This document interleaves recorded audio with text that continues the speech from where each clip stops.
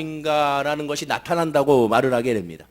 40이 넘어가는 순간부터 그 얼굴에 그래서 책임지라는 말을 하게 되죠. 사실 이 말은 링컨 대통령이 이런 말을 했다고 합니다. 그 배경은 이렇습니다. 링컨이 대통령이 되고 나서 첫 내각을 구성할 때 각 내각에 구성할 수 있는 각 장관들을 이제 청거를 받게 되고 또 그 사람들을 뽑게 되죠. 그 중에 한 친구가 좋은 사람이 있으니 이 사람이 어떤지 하고 청거를 하게 됩니다.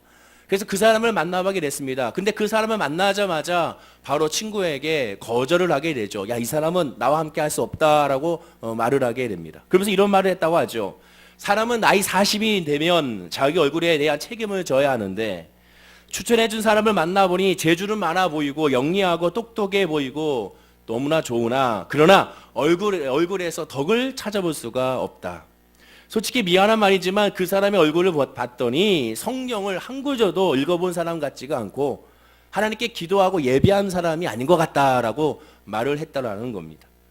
링컨이 말한 것은 사람을 외모로 취하는 것은 아닐 겁니다. 그 얼굴이 외모가 잘생기지 못하거나 범죄자 얼굴처럼 흉측한 얼굴이 아닐 겁니다. 왜냐하면 링컨 자신의 얼굴도 그렇게 말할 자격은 안 되기 때문에 그렇습니다. 그렇지 않습니까? 누구나 다 자신의 얼굴에 대해서 남의 얼굴에서 평가할 수는 없는 겁니다.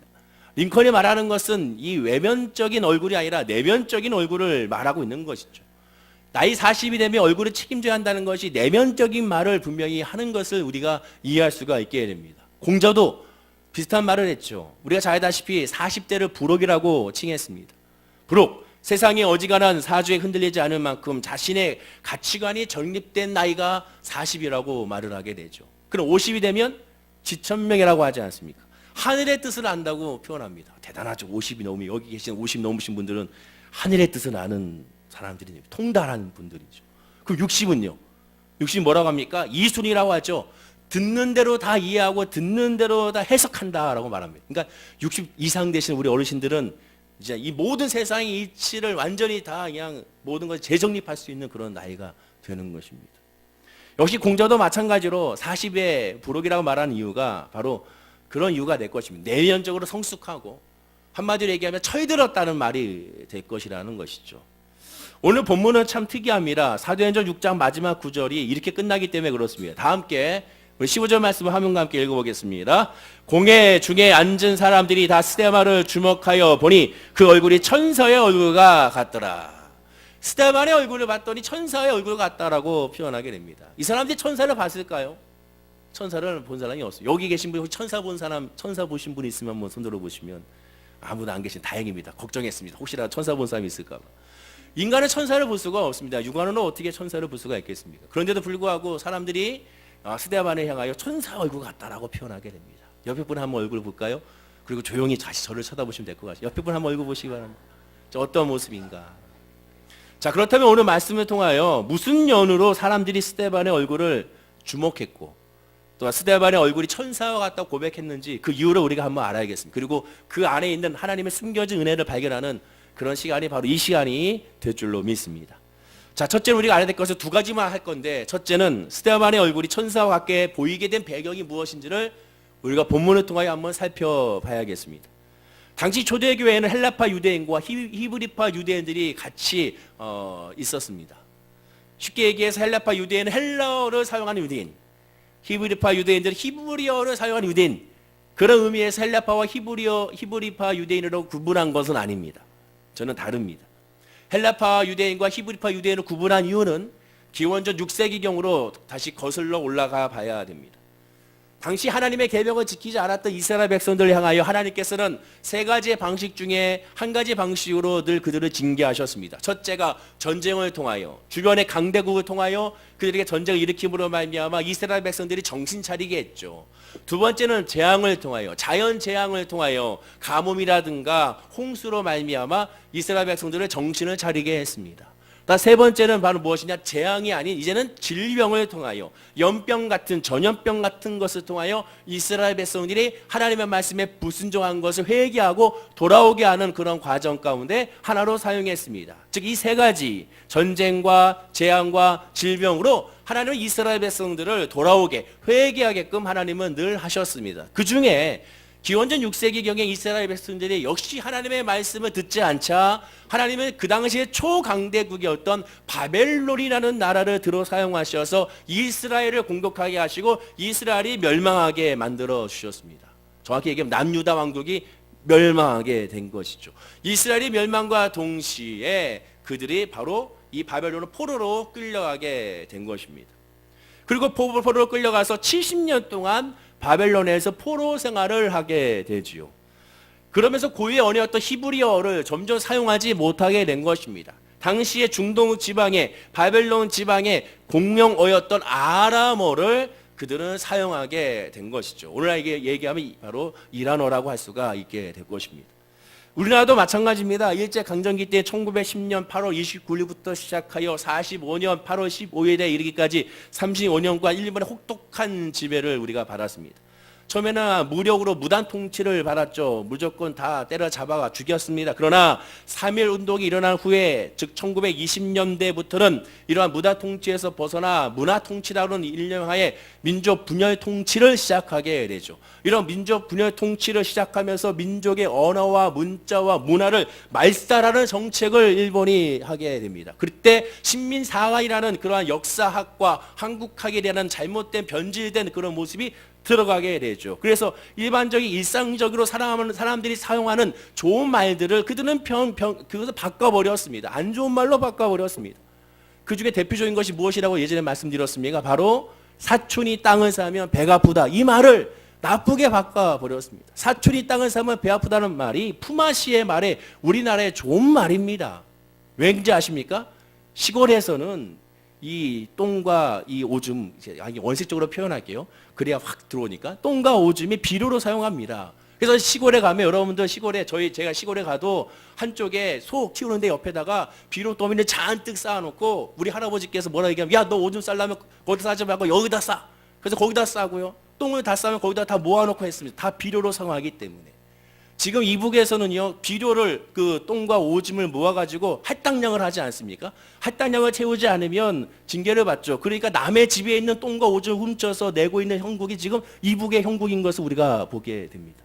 그래서 사촌이 땅을 사면 배 아프다는 것이 내가 지시기하고 질투하는 내용이 아니라 내 사촌이 땅을 샀으니 얼른 가서 똥 싸줘야지. 그 말이 바로 사촌이 땅을 타면 배 아프다는 말입니다. 근데 그 말을 일본 이 나쁜 사람들이 이렇게 만들어버리고야 만 것이죠.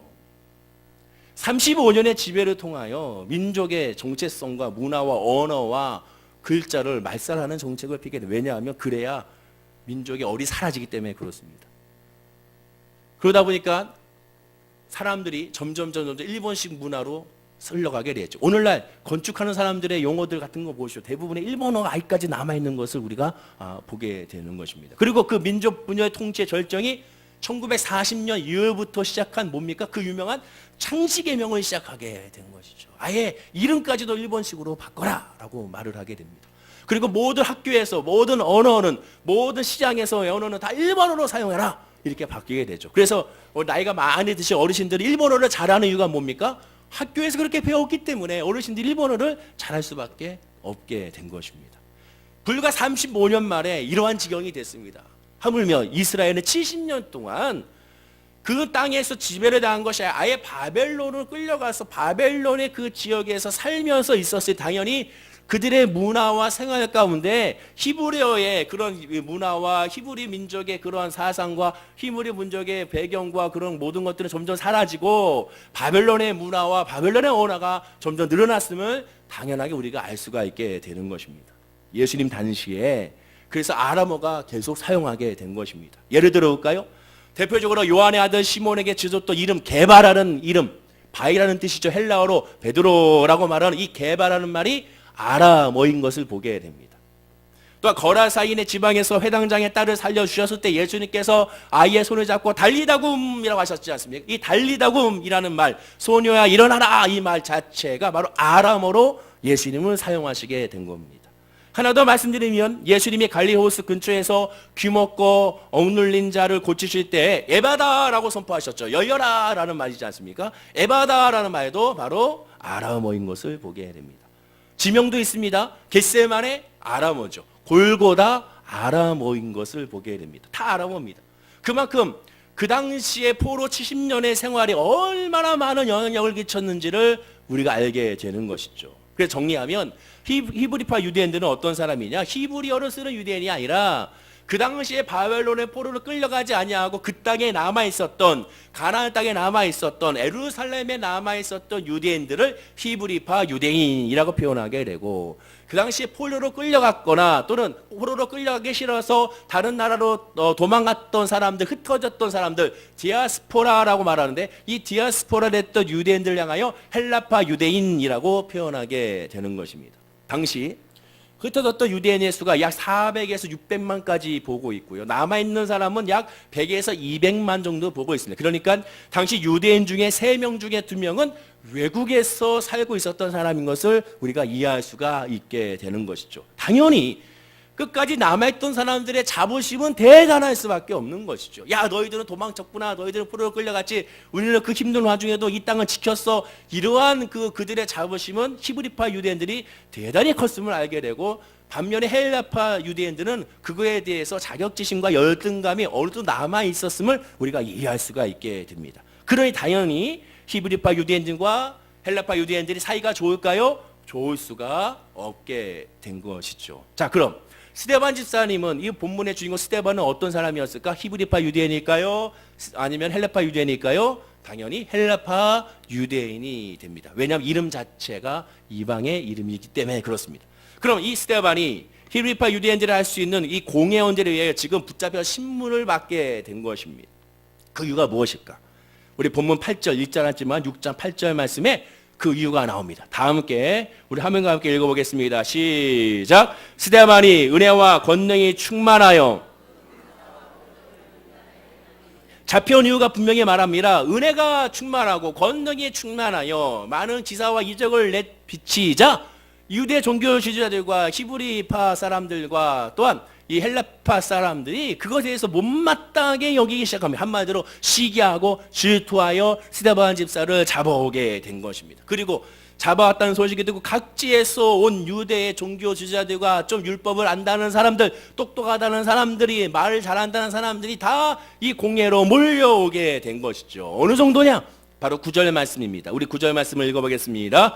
이른바 자유민들, 즉 구레네인, 알렉산드리인, 길리기아와 아시아에서 온 사람들의 회당에서 어떤 자들이 일어나 스데반과 더불어 논쟁할세. 구레네인, 아프리카 북쪽 연안 도시 알려져 있는 정확한 위치는 알 수 없는 아프리카 지역에서 거주했던 사람들입니다. 알렉산드리아인, 이집트의 알렉산더 대왕이 세운 그리스의 도시가 되죠. 길리기아인, 오늘날의 터키에 있는 곳으로 사도 바울의 고향이 있는 다소가 수도인 것을 보게 됩니다. 스데반 집사를 잡았다는 소식을 들었을 때 수많은 사람들이 이렇게 몰려왔다는 것은 그만큼 스데반 집사의 은혜와 권능과 충만한 사역이 많은 사람들에게 이미 퍼졌고 소문났음을 우리가 알게 되고, 그만큼 소문이 난 만큼 사람들이 스데반 집사를 미워하고 시기하고 질투했다는 것을 알게 되는 것입니다. 놀라운 것은 히브리파 유대인과 헬라파 유대인들이 서로 사이가 안 좋은데도 불구하고 스데반 집사를 잡기 위하여 이 두 사람들이 다 의기투합하여 같이 모여가지고 누구를 공격하느냐? 한 사람 스데반 집사를 지금 공격하고 있는 겁니다. 논쟁을 벌이고 있는 것입니다. 마치 엘리야 선지자가 바알과 아세라 선지자의 850대 1로 싸운 것처럼 지금 한 사람 스데반 집사를 공회에 놓고 수많은 사람들이 모여가지고 이 스데반 집사를 공격하고 있는 겁니다. 말씀으로 공격하고 논리로 공격하고 그를 향하여 지금 힐난하고 있게 되는 것입니다. 그런데 어떤 일이 일어났는가? 이런 일이 일어났네요. 10절 말씀입니다. 함께 읽어볼까요? 스데반이 지혜와 성령으로 말하남을 저희가 능히 당치 못하여. 그리스 하면은 논리로서 유명하죠.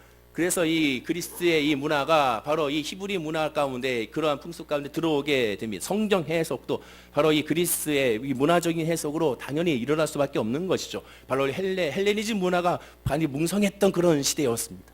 그런데도 불구하고 그렇게 말을 잘하고 이론이 좋다는 사람들이 모였는데도 불구하고 말로도 이론으로도 스데반 집사를 당할 수가 없게 되는 겁니다. 여러분, 말로 안 당할 때, 싸울 때 말로 했는데 말로 안 당해요. 그러면 어떻게 됩니까? 말로 안 당하면 당연히 손이 나오게 되죠. 폭력을 쓰게 됩니다, 사람들이. 말로 안 되니까 A씨 하고 이렇게 되지 않습니까? 저만 그런 거 아니잖아요. 다 똑같지 않습니까? 다 욱하는 마음이 들잖아요. 다 그렇잖아요. 그러니 당연히 이들도 말로 안 되니까 악한 생각을 하게 됩니다. 어떻게 할까요? 11절입니다. 다 함께 11절 읽어볼까요? 사람들을 매수하여 말하게 하되 이 사람이 모세와 하나님을 모독하는 말을 하는 것 우리가 들었노라 하게 하고, 거짓 직원들을 돈으로 매수하여 참소하게 하여 스데반을 잡으려고 하고 있게 됩니다. 그런데요, 그럼에도 불구하고 스데반은 전혀 동요함이 없이 얼굴이 천사와 같았다고 지금 말하게 됩니다. 이 상황 가운데 그의 얼굴의 모습이 천사와 같았다라고 표현하게 되는 것입니다. 그렇다 무슨 뜻이 됩니까?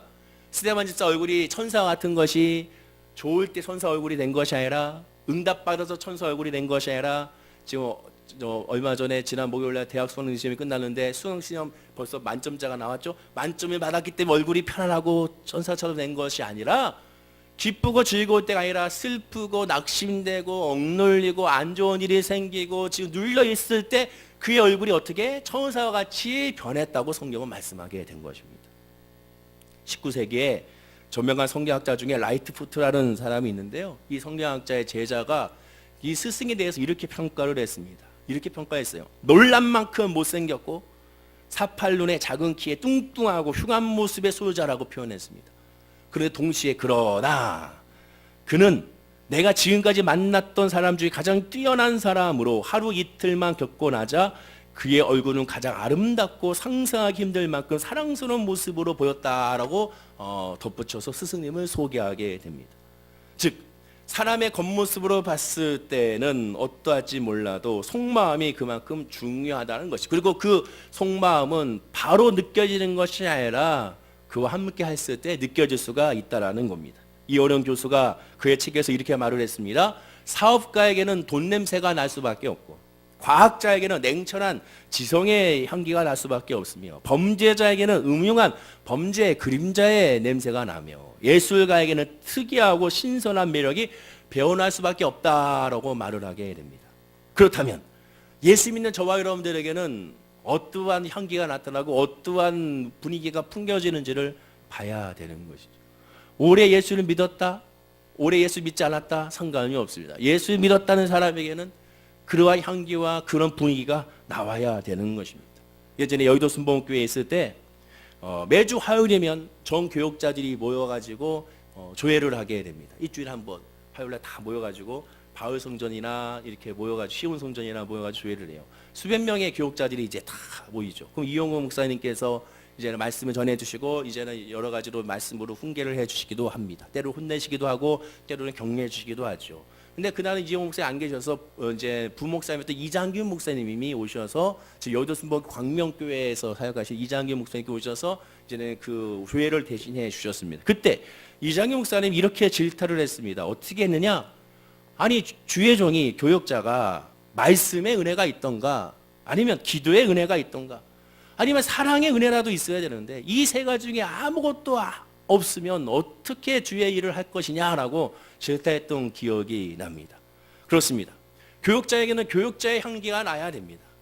또한 장로에게는 장로의 향기가 나야 되고, 권사에게는 권사의 향기가 나야 되고, 안수집사는 안수집사의 향기가 나야 되며, 집사에게는 집사의 향기가 나야 되는 것입니다. 그것은 얼굴과는 전혀 상관이 없습니다. 그것은 내면 속에 나오는 향기가 있어야 하는 것입니다. 성도에게는 성도의 향기, 예수 그리스도의 향기가 나야 된다는 것이죠. 그런데 만약에 그런 향기가 나오지 않는다면 그것이 진짜 심각한 것이라는 것입니다.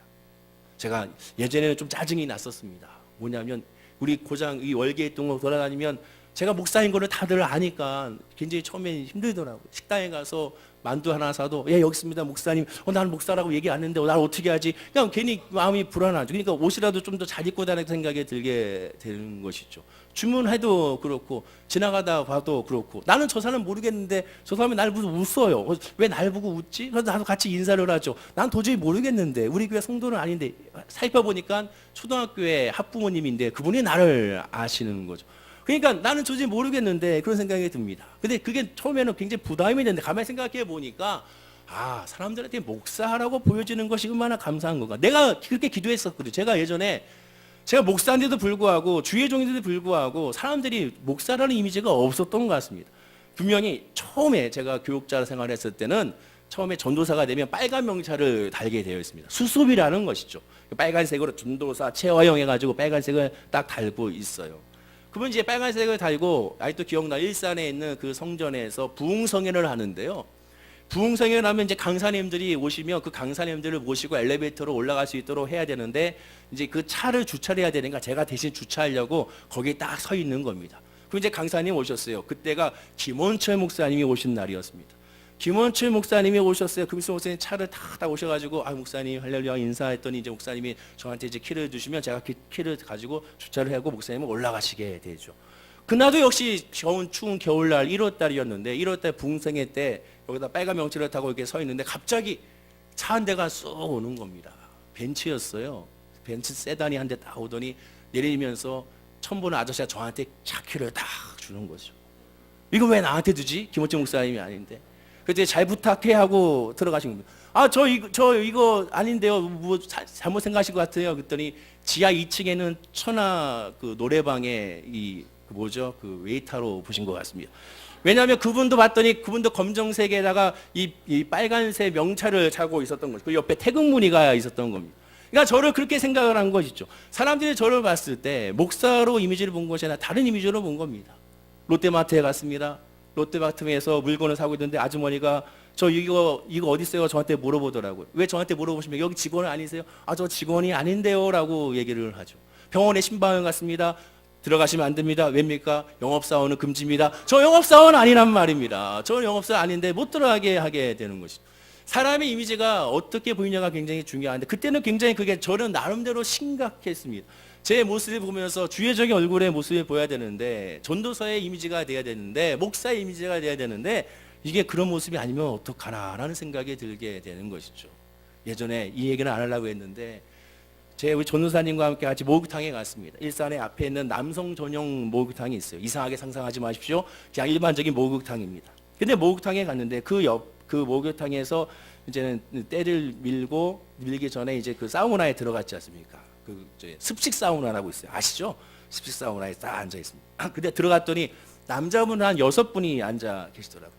그래서 저하고 옆에 있던 우리 이호준 목사님이라고 올해 초등부에 설교하러 왔던 우리 목사님입니다. 같이 이렇게 나란히 앉아 있는데 갑자기 어떤 분이 들어오더니, 야, 애들아 빨리 나와 그러는 거예요. 야, 왜 나와? 형님 오셨어. 인사드리러 가야지. 나오라고. 다 나가는 거죠. 저는 이렇게 앉아 있었어요. 그때 야, 넌 왜 안 나와? 그러는 거예요. 왜 저한테 그러냐고. 저는 아니란 말입니다. 그래서 저 아닌데 그랬더니 얘기를 들어봤더니 그 사람이 누구냐면 바로 거기에 로마 나이트 클럽이 있습니다. 그걸 마우디역에. 그래서 로마 나이트 클럽에 새로 와이터로서 이제 오신 분들인데, 그분들을 이제 형님한테 소개시켜 줄 테니까 깨끗하게 목욕 제기하고 준비하고 있게 되는 것이죠. 그래서 나의 이미지는 그런 이미지가 아닌데 왜 나를 그렇게 보는가? 이거 벌써 얼굴을 보죠. 얼마나 은혜 충만하고 성령 충만한 얼굴입니까? 그러니까 사람의 모습을 봤을 때 어떤 이미지로 보이냐가 굉장히 중요합니다. 저는 그것 때문에 굉장히 나름대로 스트레스를 받았었습니다. 근데 지금은 어떻습니까? 월계동에 가는 데마다 목사님 소리를 듣습니다. 월계동 사무소 들어가도 목사님 오셨나요? 그러는데 부담이 되죠. 사람들이 쳐다봅니다. 심지어 지하철에서도 지난번에 우리 장로님 거기 우리 갔을 때 제발 그러지 말라고 했는데 저 멀리서 목사님 그래가지고 지하실에 사람들이 다 쳐다봐가지고 얼마나 부끄러운지를 모릅니다. 그러나 그것마저도 얼마나 감사한 것일까요? 그렇습니다. 어떻게 보이느냐가 굉장히 중요한 것입니다.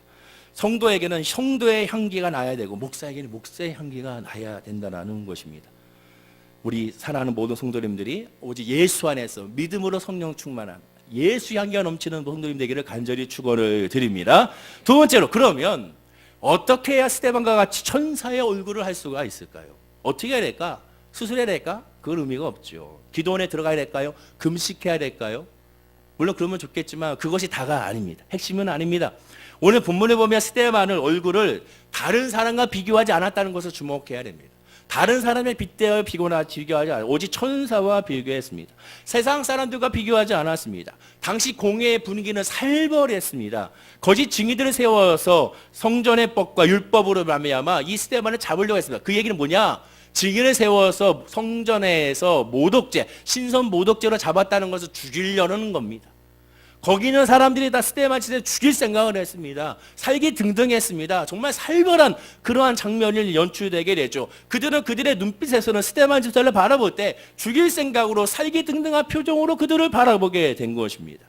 스데반도 알았을 것입니다. 저들이 나를 죽이려는구나. 저들이 나를 죽이려고 저렇게 힘을 쓰는구나. 그들의 냄새를 맡았을 것입니다. 죽음의 냄새를 맡았을 것입니다. 그런데 그들은 스데반 집사를 바라볼 때 뭘 봤습니까? 그들의 얼굴에서 스데반에게서 본 것은 죽음의 그림자를 본 것이 아니라 그의 눈빛과 그의 얼굴과 그의 행동에서 하나님의 나라를 본 것입니다. 평강을 본 겁니다. 그래서 천사와 같다라고 표현하게 된 것입니다. 죽음을 앞에 두고 당당했던 것이죠. 그리고 그 와중에 스데반은 계속 강조하는 건 뭐냐? 하나님 나라만 선포했습니다.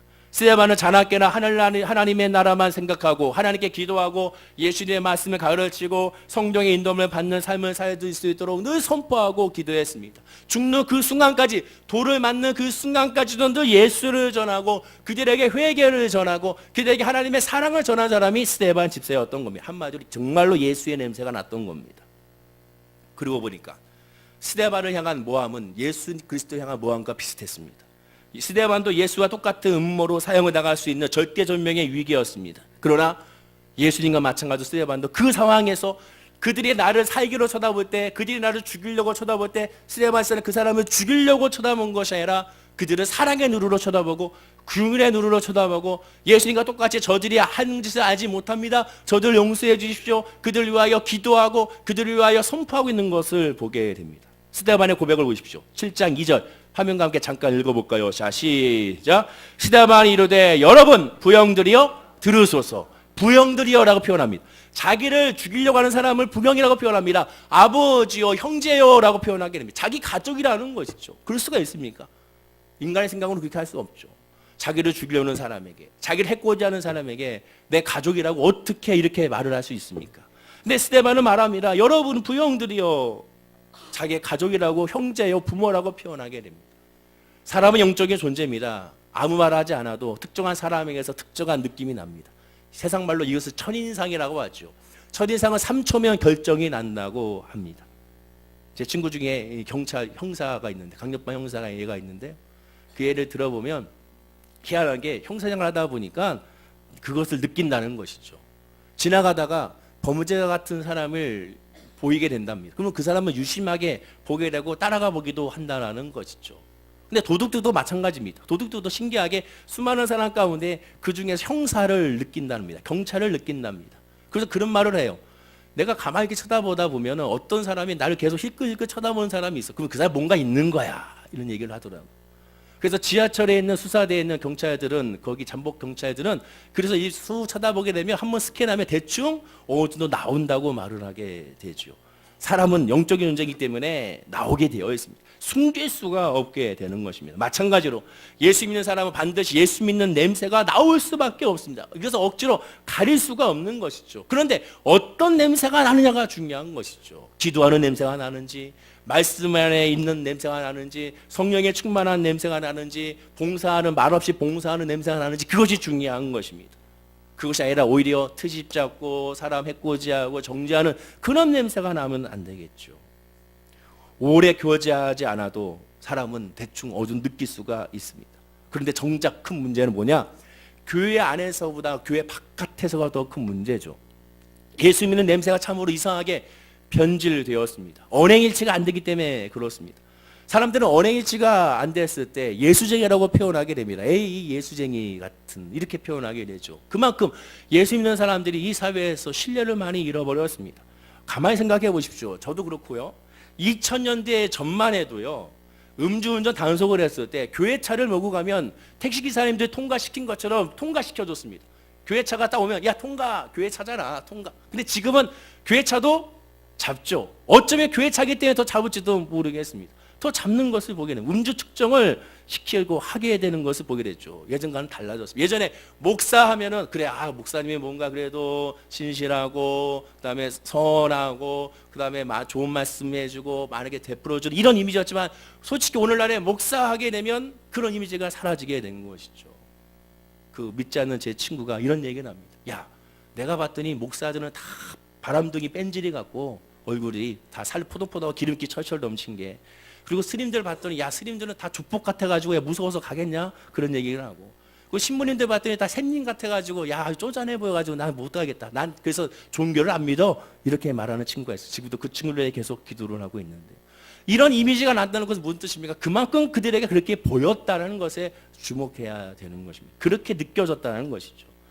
예수님은 마태복음 10장 16절 이렇게 말합니다. 너희는 뱀같이 지혜롭고 비둘기같이 순결하라고 말씀합니다. 교회 안에서 뱀같이 지혜롭고 교회 안에서 비둘기같이 순결하는 뜻이 아닙니다. 세상에 나아가서 뱀같이 지혜롭고 비둘기같이 순결하는 거죠. 그들과 섞여 살면서 구분된 모습을 보여야 되고 그분들과 섞이면서 동화되지 않도록 지혜롭게 행하라는 겁니다. 그리고 그 안에서 하나님의 향기를 나타내라는 것이죠.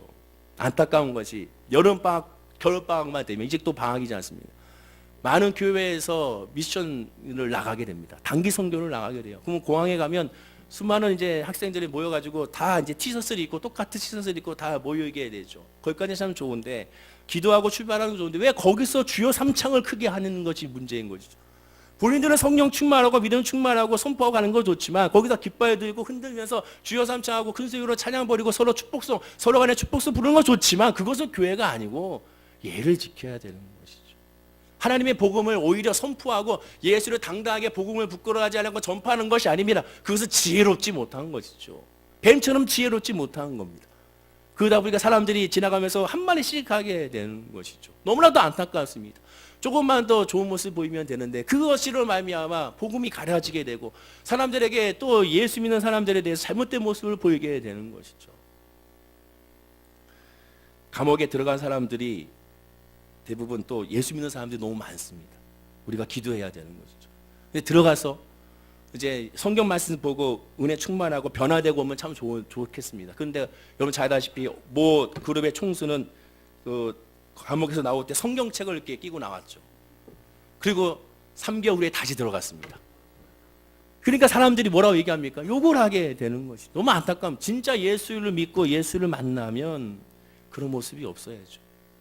뭐 그룹의 아들이 폭행을 했다가 집행유예였는데 그때 폭행하고 집행유예로 나올 때 역시 성경책을 끼고 나왔어요. 근데 이번에 또 폭행해가지고 또 들어가죠.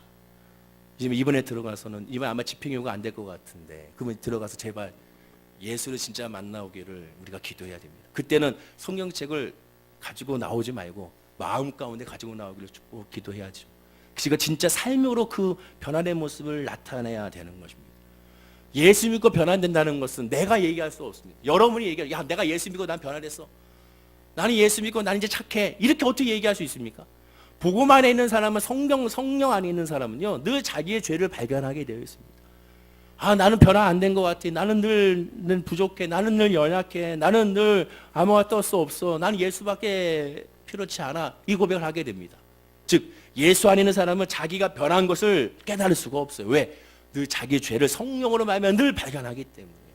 사도 바울처럼 나는 죄인입니다, 나는 여러분들 가운데도 가장 많은 죄했던 죄인입니다, 아닙니다, 나는 죄인 중에 괴수입니다라고 고백한 것처럼 자기의 죄를 늘 발견하기 때문에 아우 나는 너무 부족한데 내가 어찌 이렇게 할 수 있습니까? 내가 어찌 부족한데 내가 어찌 사람들에게 칭찬받을 수, 이렇게 고백할 수밖에 없습니다. 즉 자기 자신의 변화에 대해서는 깨닫지 잘 못합니다. 누가 깨닫습니까? 신기하게 나는 모르겠으나 내 주변 사람들이 얘기해 줍니다. 화영아 너 달라진 거 달라졌어, 너 예전에는 안 그랬는데 지금 승질도 안 내네, 성격도 급해지지가 않았어, 희한하다, 너 옛날에는 안 그랬는데 지금 얼굴 표정이 늘 웃고 다녀, 늘 표정이 밝어, 예전에 안 그랬는데 난 모르겠는데 난 똑같은 것 같은데, 그렇게 된다는 겁니다. 그게 예수 그리스도의 향기라는 것, 향기는 바로 그렇게 나타나게 되는 것입니다. 사랑하는 모든 성도님들이 바로 그런 믿음 안에 있기를 간절히 축원하고 기도드립니다. 결론을 맺겠습니다.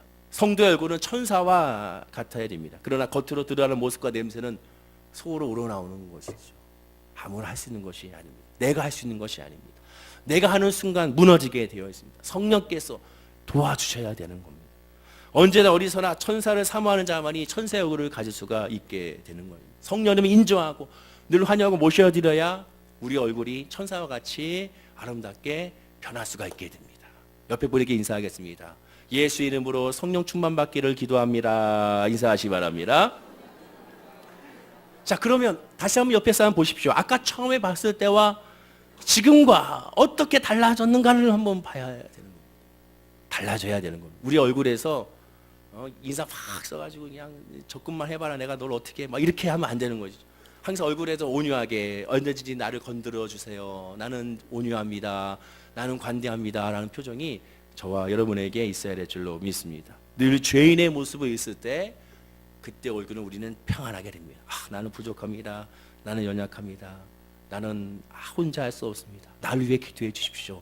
그런 사람의 얼굴이 천사와 같이 편해질 수가 있게 되는 것이, 그것만이 또한 유일한 길입니다. 사랑으로 오해계 목교 모르는 성도님들이 이번 한 주, 아니 오늘부터 이제는 얼굴이 편안해져서 아유 내가 가서 저분하고 얘기 좀 해야지 갔다가 얼굴 보고 돌아서는 것이 아니라 저번에 예비제 해야지 갔다가 앉아가지고 1시간이고 2시간이고 3시간이고 시간은 줄 모르고 정말 얘기하고 대화 나누고 자유하고 평안한 그걸 우리 모두 성도님이 되기를 간절히 축원하고 기도드립니다. 기도하겠습니다. 아버지 하나님, 스데반 집사와 같이 우리 모든 성도님들이 성령에 충만한 사람들이 되기 원합니다.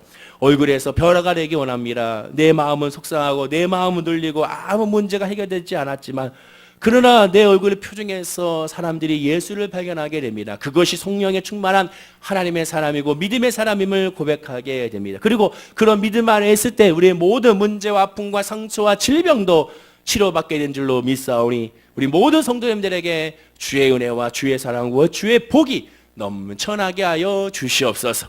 감사와 찬양을 드리며 예수님의 이름으로 기도드립니다. 아멘. 우리